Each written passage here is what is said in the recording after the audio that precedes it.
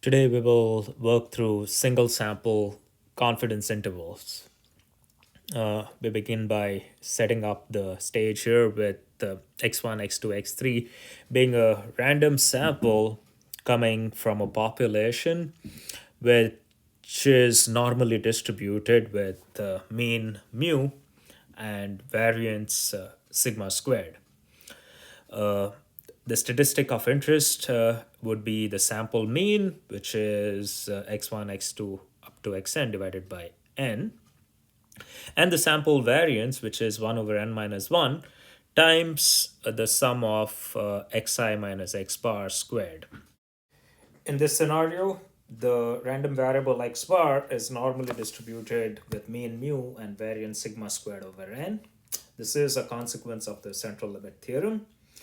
And this implies that the statistic z equaling x bar minus mu divided by sigma over square root of n has the standard normal distribution.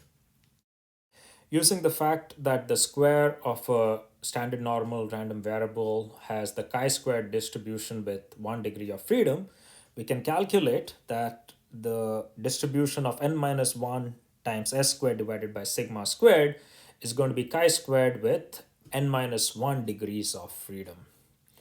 And finally, if we set the t statistic to be x bar minus mu divided by the sample variance divided by square root of n, we will have that t has the student's t distribution with n minus 1 degrees of freedom.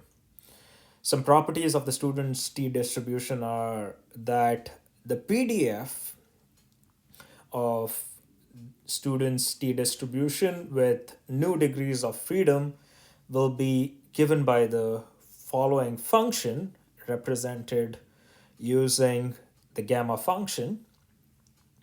And it's important to note some interesting properties about this PDF.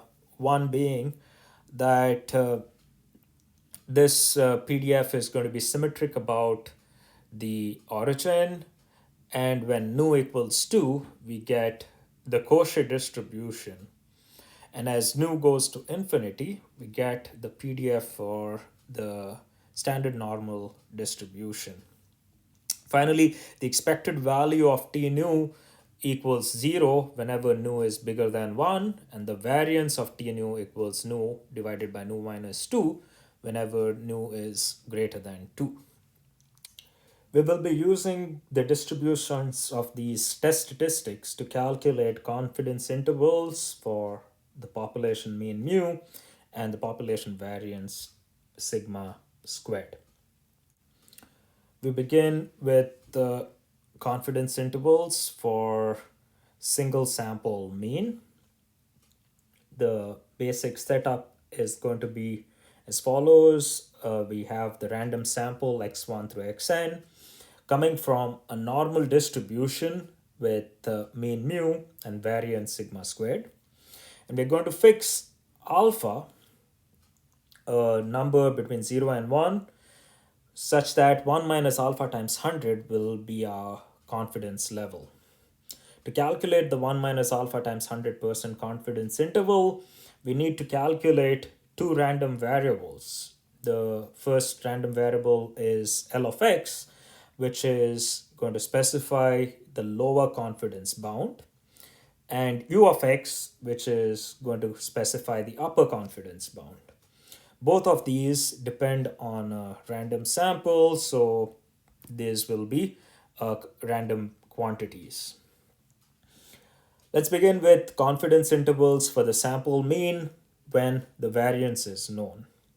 In this case, the test statistic is going to be given by x bar minus mu divided by sigma squared over square root of n.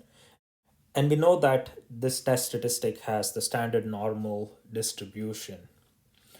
Now let z alpha over 2 be the alpha over 2 critical value for the standard normal distribution.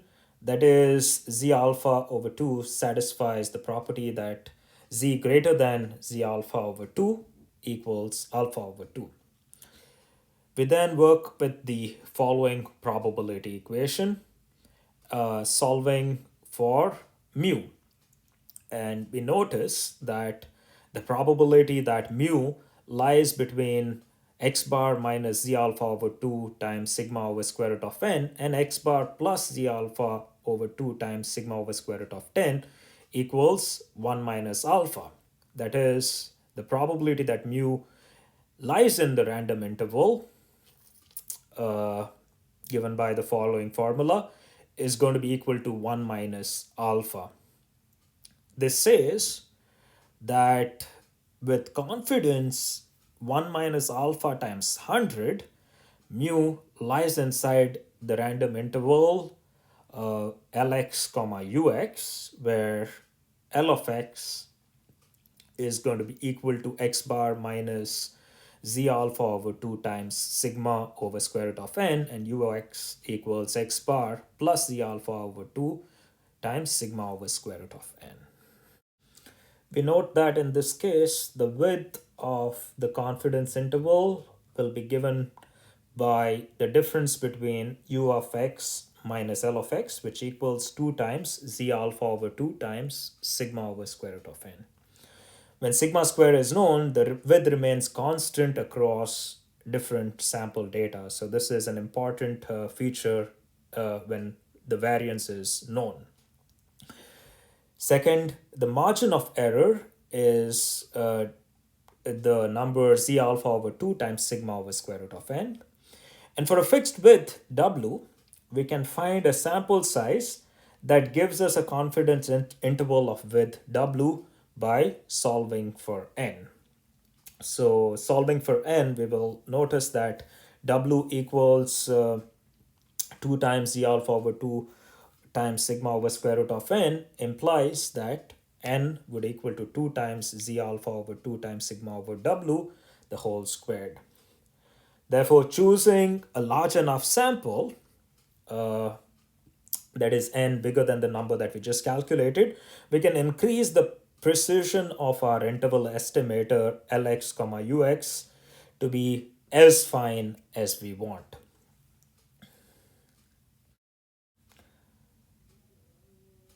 We now work with calculating a confidence interval for the sample mean when the population variance is unknown. In this case, we will use the sample variance to estimate our population variance sigma squared. And we noticed earlier in this video that the statistic t nu given by x bar minus mu divided by s over square root of n has the t distribution with n minus 1 degrees of freedom. Note that S is the sample standard deviation, which is the square root of the sample variance S squared. Now let T alpha over 2 comma nu equal the critical value for T nu corresponding to alpha over 2. Then because of the symmetric nature of the T distribution, we have that T 1 minus alpha over 2 comma nu is going to be equal to negative T alpha over 2 comma nu. We package this information to calculate the following probability equation, which has to do with the distribution of x bar minus mu divided by s over square root of n. Solving for mu, we notice that the probability that mu lies in the random interval given by x bar plus minus t alpha over 2 comma n minus 1 times s over square root of n equals 1 minus alpha. If we let L of x equal the random variable x bar minus t alpha over 2 comma n minus 1 times s over square root of n to be the lower confidence bound, and we let u of x to equal x bar plus t alpha over 2 comma n minus 1 s over square root of n to be the upper confidence bound. Note that what this says is that with confidence 1 minus alpha times 100, we can assert that the population mean mu lies inside the random interval lx comma ux. The width of the 1 minus alpha times 100% confidence interval when the variance is not known is now going to also be a random variable. It is going to change every time sample data changes, and it's given by the formula 2 times t alpha over 2 time, comma n minus 1 times s over square root of n. Note that s, the sample standard deviation, is the random quantity for in this formula. The margin of error is calculated as t alpha over 2 comma n minus 1 times s over square root of n. This is also a random variable and it changes with sample data. Finally, we also note that if the sample size n is large, then the lower confidence bound can be calculated by using the standard normal critical values as opposed to using the t distribution, and the same goes for the upper confidence bounds. Furthermore, if the sample size is large, we can also relax the condition of normality on the population distribution. We now move on to talking about confidence intervals for single sample variance. Recall that n minus 1 times the sample variance divided by sigma squared has the chi-squared distribution with nu equals n minus 1 degrees of freedom. We set up some notation. Let chi alpha over 2 comma n minus 1 be the alpha over 2 critical value for the distribution chi nu. This is to say that the probability that chi nu is bigger than chi alpha over 2 comma n minus 1 has to equal alpha over 2. Similarly, we define the 1 minus alpha over 2 comma n minus 1 a critical value for the distribution chi nu. We now have the following probability equation. We are looking to separate the population variance sigma squared, and doing some algebra, we notice that the probability that sigma squared lies between n minus 1 times s squared divided by chi alpha over 2 comma n minus 1 and n minus 1 times s squared divided by chi 1 minus alpha over 2 comma n minus 1 equals 1 minus alpha. This leads us to the lower confidence bound given by n minus 1 times s squared divided by chi alpha comma n minus 1, and the upper confidence bound given by n minus 1 times s squared divided by chi 1 minus alpha over 2 comma n minus 1.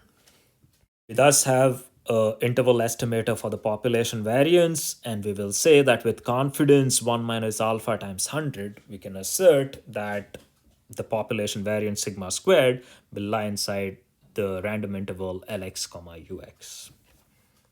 Furthermore, it's important to notice that the interval for the sample variance is not going to be symmetric around s squared. This was the case when we were working with the sample means.